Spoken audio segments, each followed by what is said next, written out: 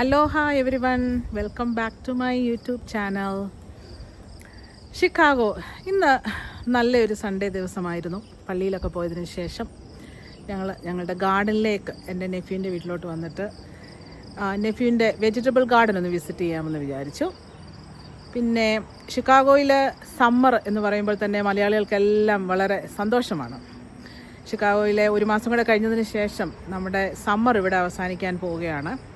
പക്ഷെങ്കിൽ മലയാളികളെ സംബന്ധിച്ച് ഷിക്കാഗോയിലെ സമ്മർ എന്ന് പറയുമ്പോൾ ടെമ്പറേച്ചർ വൈസ് പറയുകയാണെന്നുണ്ടെങ്കിൽ ആവറേജ് ഒരു 70-80 ഡിഗ്രീസ് ഫാരൻഹൈറ്റ് ടെമ്പറേച്ചറാണ് സാധാരണയായിട്ടുള്ളത്.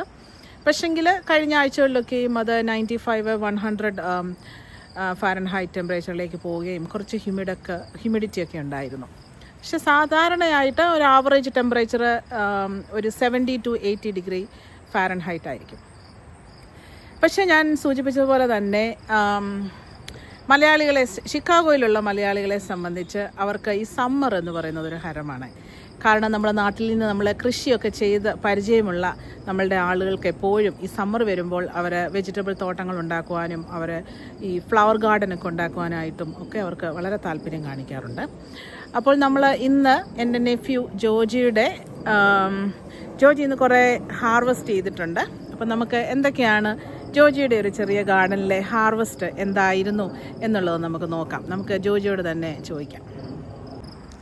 ജോജി ഇന്ന് രാവിലെ സൺഡേയിൽ പള്ളിയിലൊക്കെ പോയതിന് വന്നതിന് ശേഷം നേരെ ജോജിക്ക് ഭയങ്കര താല്പര്യമാണ് ഈ ഗാർഡനൊക്കെ.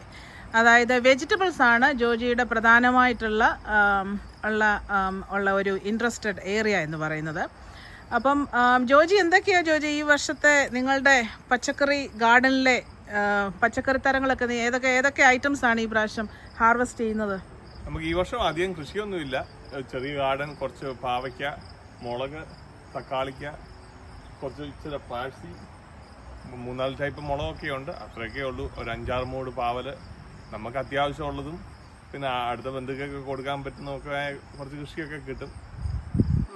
ഈ പാവയ്ക്ക ഇതിൻ്റെയൊക്കെ വിത്ത് സാധാരണയായിട്ട് ജോജി എവിടെ നിന്നാണ് ഇതൊക്കെ വിത്ത് എടുക്കുന്നത്? വിത്ത് മേടിക്കുന്നത് എവിടെ നിന്നാണ്? നാട്ടിൽ നിന്ന് കൊണ്ടുവരുവാണോ അതോ ഇവിടെയുള്ള കടകളിൽ പോയി വിത്ത് മേടിക്കുകയാണോ അതോ ഈ ഉണ്ടാക്കുന്നതിൽ നിന്ന് ഉള്ള വിത്തുകൾ സേവ് ചെയ്ത് അടുത്ത വർഷത്തേന് നടുവാണ്?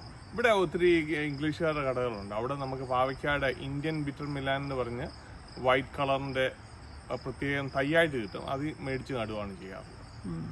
ഈ പാവയ്ക്ക ആണെങ്കിൽ ഓൾറെഡി കുറേയൊക്കെ വെട്ടി കഴിഞ്ഞ ആഴ്ചകളിലൊക്കെ ഇഷ്ടംപോലെ ഹാർവെസ്റ്റ് ചെയ്തായിരുന്നു. അതൊക്കെയും